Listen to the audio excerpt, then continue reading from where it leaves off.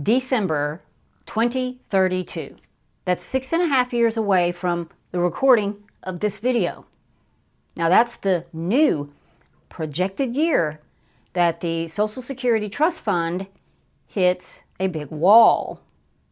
And that's not 20 years from now. It's not some vague someday off in the distance. No, it's 6 years. And if 6 years sounds like something far in the future, just think about it this way. Just 6 years ago, we were neck deep in a pandemic. So we are close enough to feel it. Close enough that Social Security is not just some abstract political talking point. So today is a little bit of a rant from me because I'm angry. But I'm angry because the new Board of Trustees report that just came out on June 9th, it states that now the trust fund is projected to run out sometime during the fourth quarter of the year 2032. That's 1 quarter earlier than last year's projection. So the news, it just keeps getting worse. That means everyone getting a Social Security check at that time will get an automatic 22%, 23% cut. And here's the part that people don't realize. There is an actual law on the books, and that law requires benefits to be reduced to the level that the program can pay once the trust fund reserves are depleted. So this isn't just a threat, it's not just scary headlines. And Medicare's Hospital Insurance Trust Fund, it's scheduled to run out a quarter after the Social Security one does. Okay, so the first thing that bothers me is not just the date, it's the direction. This is not getting better, people. It's just getting closer. And I know people, they love to say, well, Social Security, it's not going bankrupt. And technically, that is true. Payroll taxes would continue to still come in. That is, at least until AI replaces all of us. But telling people not to worry because it's not going bankrupt when the projection says we're only going to receive 78% of it, well, that's not exactly comforting. That's like saying, good news, your paycheck still exists, but we're going to cut it over 20%. That's not a small adjustment. For some people, that's rent. That's medicine. That's groceries. That is whether retirement works or the entire plan starts falling apart. And for Gen X, this matters because we're the ones that are standing close enough to the edge to see the drop. So what happened? Why is it projected to run out faster than before? According to the new trustees report, there are several factors contributing to the earlier depletion date. One of those is lower birth rates. Another is current administration immigration changes. Another is current administration recent tax laws being signed in. Those are affecting projected revenues in a big way. There's also the theory of wealth inequality that's making it much worse. And I want you to notice that neither political party wants to do anything to help it, Social Security, while they're in office. Neither. In fact, both parties have done things in recent years that have damaged its outlook. Neither party wants to be associated with outright killing Social Security, but neither party wants to do anything in order to enact tough changes to save it. So here we are, and the math is just sitting here. You've got fewer workers paying in. You've got more retirees. You've got longer retirements, less revenue than expected, more strain on the system.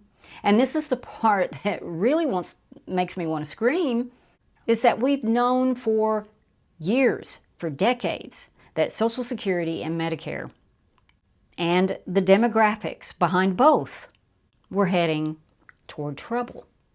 And yet, the official plan still seems to be ignore, wait, ignore some more, wait some more, and all the while, the deadline just gets closer and closer. Okay, now I've just given you some pretty big reasons on why the system seems to be struggling even more. But the frustration is that there are lots of ways, lots of ideas on how to fix it. Now here is just a list of the ideas. You've probably heard them too. Increasing payroll taxes, increasing the amount that we pay in, taking the cap off of the people that are making over $184,000 a year. A lot of these ideas represent some of the things that they did in 1983, the last time that this was addressed. But there are some modern day proposals as well.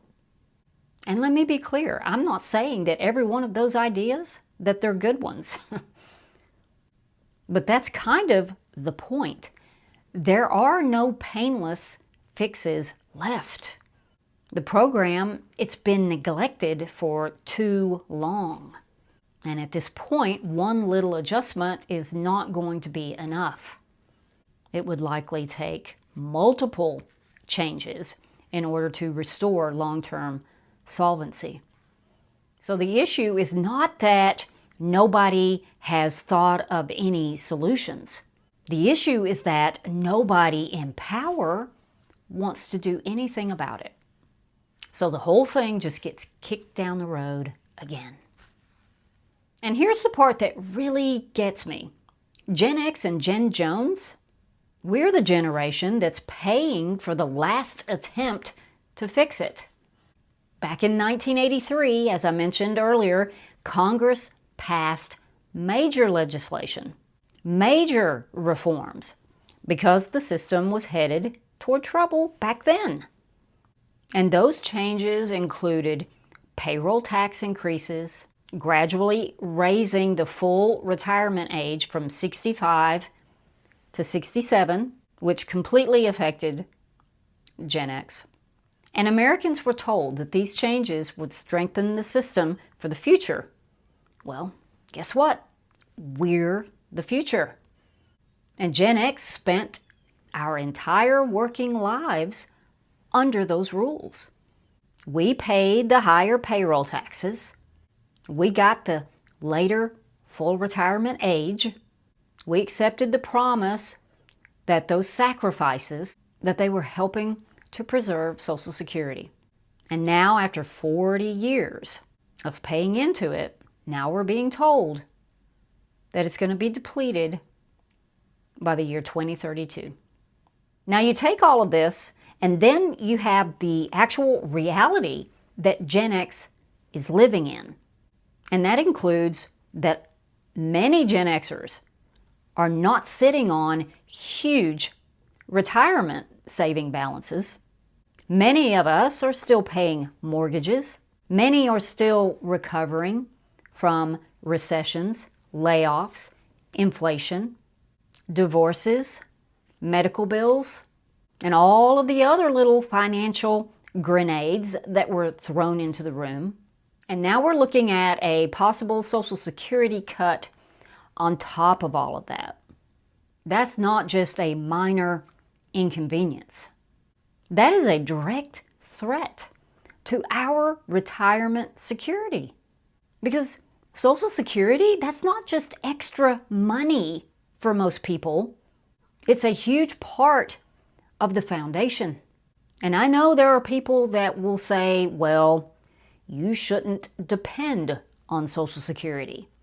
Okay, well then why have we been paying into it our entire lives? If it's important enough to take out of every paycheck, then it's important enough to protect.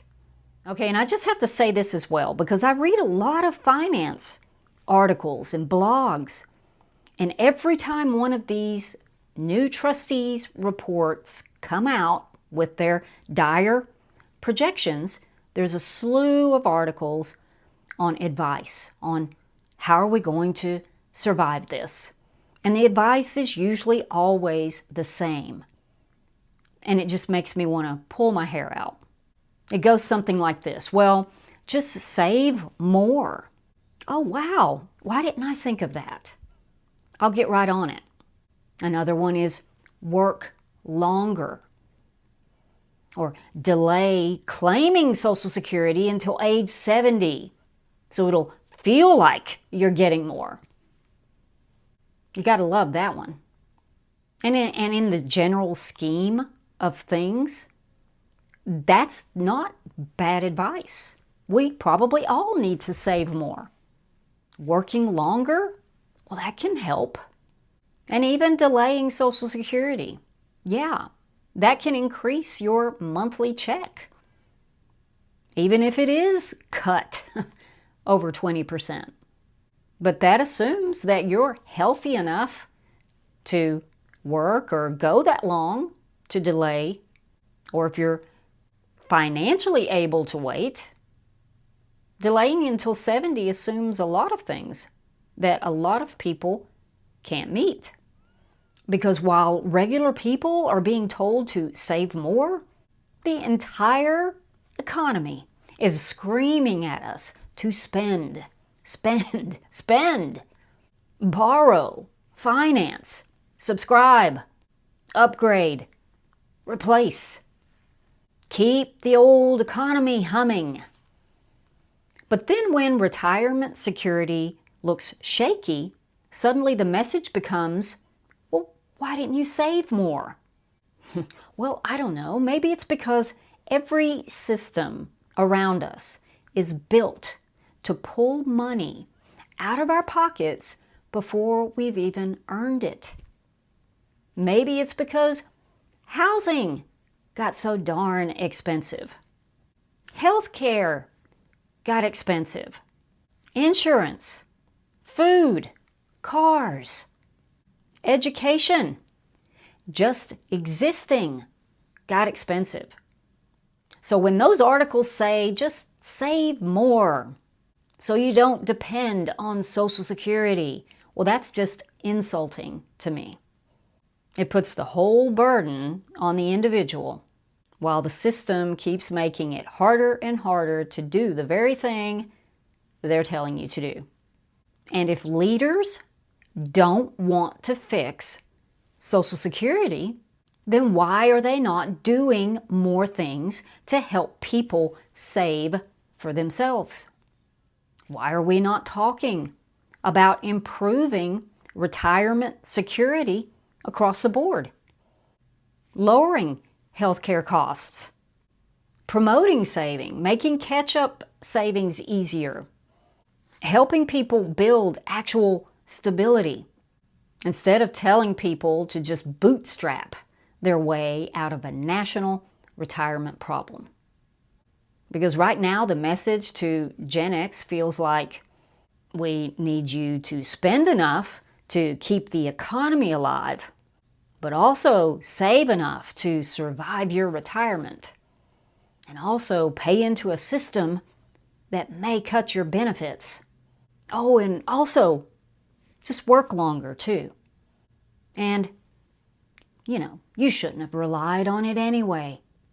And to me, no, that deserves pushback. So what now? What do we do? And yes, ultimately, lawmakers are the only ones that can fix this problem.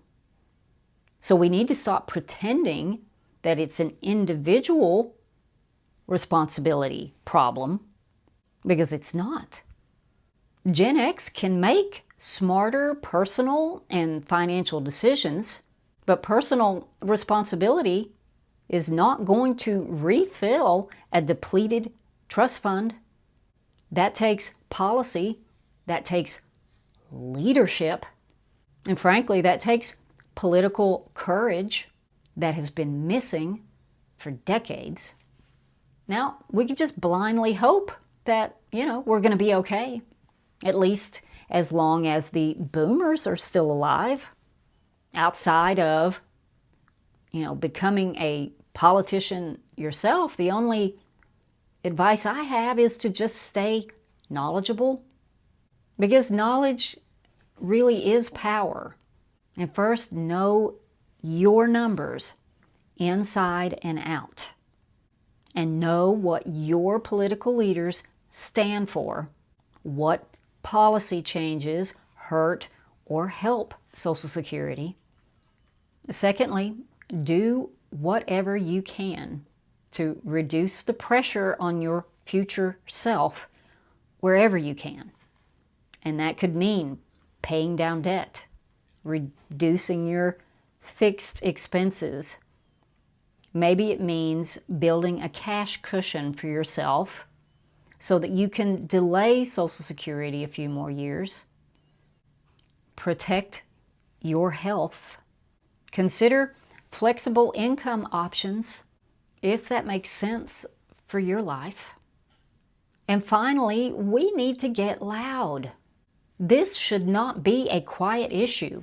We cannot be the forgotten generation when it comes to this, because we have paid into this system for too long to just be told, well, save more or work longer, and just accept whatever you get. So yes, I'm angry about this, but Gen X, we already paid for the last fix. We paid more, we've waited longer, and we're not wrong for expecting the people in charge to stop kicking the can down the road. Because December 2032, that's not some faraway date anymore. For Gen X, it's right around the corner. Okay, guys, I want to hear from you on this, so let me know what you think. Also, how do you think you'll do if they cut the benefit over 20%? And are you an optimist about this situation? Do you think that someone will swoop in at the midnight hour and fix it? I'd love to read all your comments. So I'll see you in the next video. I hope you have a great week. Bye.